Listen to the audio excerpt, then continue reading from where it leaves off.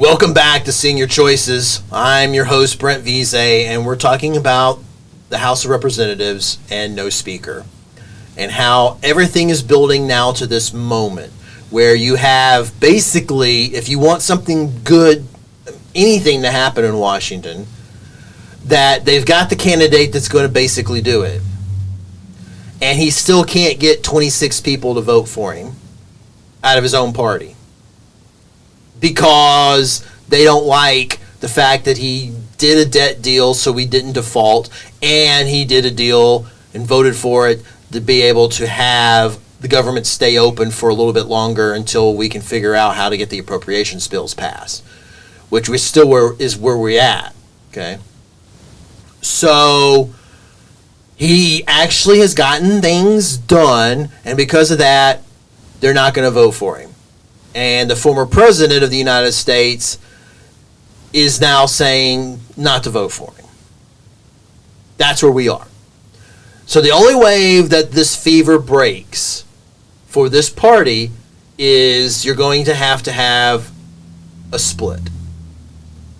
And it's a civil war that's been going on for a while, and it's obvious now that they can't all stay under the same tent, same roof, and work together. It's not. It's just not going to happen. So they have to make a decision amongst themselves that, yeah, okay, we're done with that. The Republican Party as we know it basically no longer exists. It's been that way for a while now, but now it's actually out in the open. And we see it happening in Washington on a daily basis. And it's sad.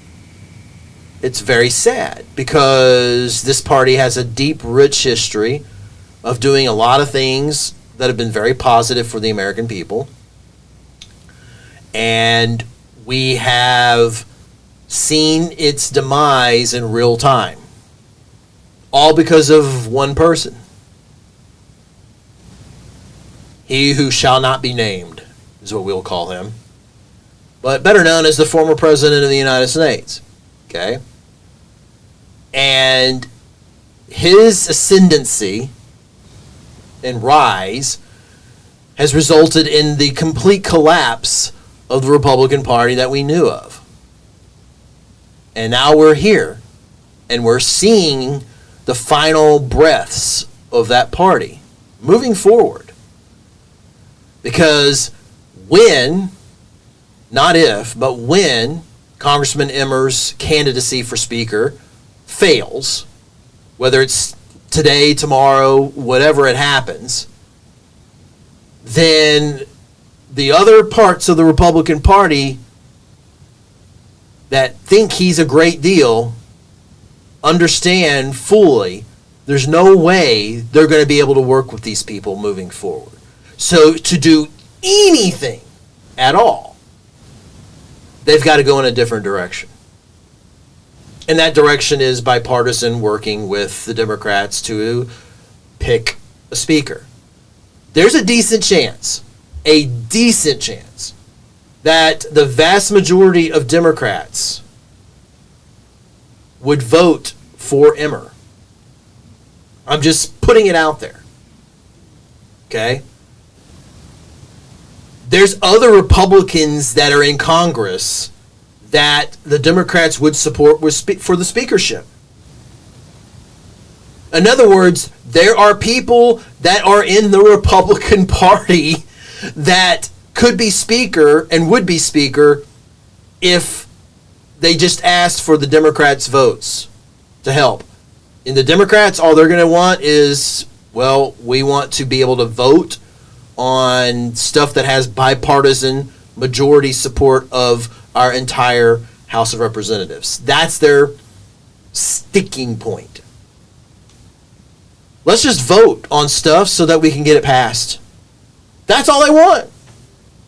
And so far, the Republicans aren't talking to them. Well, they're going to have to be talking to them because it's obvious that this group of 26 or so aren't interested in anything other than just blowing things up and not having anything because they can't get their way. That's it. They just can't do it. So we're here. We are literally having a clock ticking down on how long the government can stay open because it's running out of money. We also literally have people dying in Ukraine and in Israel, in the Middle East. Very decent chance that we will be involved in some way with somebody attacking our troops that are there in the Middle East, protecting us. They're just not there camping out. They're there protecting us from all the bad people that are out there. That are out there trying to aggressively come after us. And this group of 26 don't really care about that. They don't care about Russia wanting to annihilate us. They don't care about Iran wanting to do that. And so they don't think it's a big deal to go ahead and have money go to Ukraine because the Ukrainians are killing lots of Russians and destroying their military. The Ukrainians are doing it for us, and we're just kind of going, I don't know. Those Russians, what have they really done that's bad? Well, besides raping, pillaging, kidnapping kids, killing lots of innocent civilians, those types of things, invading a democracy, taking it, trying to take it over, that's okay. Okay, that's fine. Yeah, get it. Seems like a good deal. Yeah. So that's who we're dealing with. And it's my way or no way. And so the only way that has to be addressed is by reaching out to someone else and saying, let's go and do something different. And that means that the Republican Party will split and die as we know it. I mean, there will be something out there that's still going to call itself the Republican Party, but it's really not the Republican Party. It's really not been that way for a few years now, actually, because the thing that's out there now, the husk of the Republican Party that has the name, doesn't have any basic beliefs. It doesn't have a platform. Literally, it doesn't have a platform. Other than whatever he shall that not be named says needs to happen, happens. That's the platform. As long as he says it, we do it. Otherwise, there's nothing. No ideas, no policies, nothing. They formally do not have a platform at all. And it's sad. It really is. It's really sad. Because without a two-party system in this country, our democracy will struggle to function. It really will. And maybe ultimately that's what the design of these people are, is for that to happen. That democracy itself is not in place moving forward. Think about that. After this station break, we'll talk about that and some other things happening here on Senior Choices. Stay tuned. Welcome back to Senior Choices. I'm Brent Veasey, your host, and we've been talking about, quite honestly, the demise of the Republican Party. There will be something out there that's still called the Republican Party, but it doesn't exist anymore, folks. It really doesn't. Because they literally can't agree on a person that should lead their party who controls the House of Representatives. We're on candidate 3 today, and he's basically as perfect as a candidate as you're going to get. Okay? And he still can't get 26 people to vote for him, and the former president has come out and said that he's not to be voted on because he actually gets things done. So what's the thinking on this? And the thinking is that ultimately, the question has to become, are these people truly interested in democracy? Because it doesn't look like they are. They really don't. Someone worked with the Democrats to avoid something that would be catastrophic for this country, a debt default. And I know there's a lot of people that don't understand how that could be, but just think about if you were to default on your debts in your own personal world. What would happen to you? Would you be able to still live the life that you have right now? I can answer that question for you. The answer is no. You would probably lose your house. You would lose your car. You would lose most everything that you have if you were to default on your debts. That's how it works, folks. That's the reality of it. And for countries, the repercussions are enormous with negatives.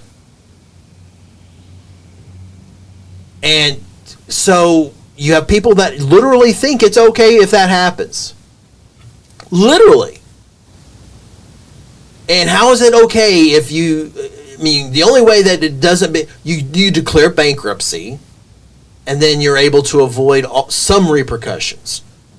But for a long time, if you declare bankruptcy, you won't be able to have much credit at all. You won't be able to borrow anything. You won't be able to get loans because you've been bankrupt. That's how it works. So defaulting on debt is not a good thing, and yet this group thinks that was fine because this guy voted for avoiding debt default, and now they're not going to vote for him because he voted for it. That's where we are. That's who these people are. So, it's very interesting, isn't it? Now, speaking of debt, we've talked about it on the show. And the recent trend is that the government still is issuing debt, okay? But now they're having to issue debt at higher interest rate yields. Remember, we had this conversation on the last show. And what's happening here is, simply put, that the market is saying, look, we know that interest rates are going to be higher now for the foreseeable future. So don't try to sell us this low interest rate yield stuff. We need some of this other stuff, higher yields. Okay? And that's what's happening. The good news is that we are going to... What's going to happen is, and the Fed's kind of already hinted about this, the Federal Reserve, that we are going to have interest rates stabilize. They're probably not going to raise interest rates again until these yields bottom, kind of level off. The reason for that is because when you have these yields out there, then people start buying them. Okay? So that's money that people have that's not being used to buy something else. So demand that has been going up is now going to go because people are using money to buy the bonds instead of buying things. So interest rates are designed to go up to lessen demand. Well, the bond market's yields going up lessens demand because people start buying them instead. So this action and activity is already going to be doing that. The other thing that it's doing is the housing market has gone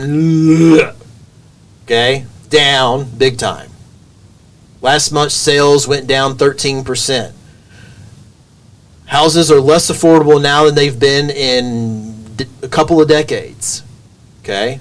And that's because interest rates, are unheard of. And not unheard of. It's not unheard of. We've had interest rates higher than this, folks. Okay? Not too long ago, once upon a time, people were like 7 to 8% interest rates. Not too bad. Okay, because once upon a time, they were in the double digits. Remember that, baby boomers? Some Gen Xers? You should remember that. That's really what is bad. So this is not bad, but it's not necessarily good either. Because we do have a housing shortage. And now what's happening is people that have houses aren't necessarily wanting to sell them because they can't find a house that's going to be at a low enough interest rate that's going to make it affordable for them to be able to move into it. So they got to keep what they got. I mean, literally, I'm one of those because I've got people all the time asking to buy my house. And they offer some really tempting money. And it's like, okay. And then I was like, but wait, where are we going to go? Because it's too expensive to get another house right now with interest rates where they are. So housing demand has already seen its peak and is definitely on the slide, maybe even going into recession. And all of this is happening because of the higher interest rates, which is getting the bond yields up. So it's a good thing to try to address demand. The bad thing is that it's making the cost of getting debt more expensive. Okay? So that's not good. And we want to have that be addressed. Bless me. And I think that's something that we want to make happen in the long term. But right now, what the markets are telling us is the expectation is that we're going to have inflation of 3 to 4% with interest rates probably in the ballpark of 6 or so percent. That's where we're going to be heading towards. And it's going to be that way for the foreseeable future. Okay? Because the US dollar is still in demand despite whatever you've heard. China's currency is depreciating, going down, because they are having serious economic problems. This is where we are. The U.S. is still top dog economically. It's very interesting, isn't it? And after this station break, we're going to talk a little bit more about that economy and what it means for us, the American people, here on Senior Choices. Stay tuned.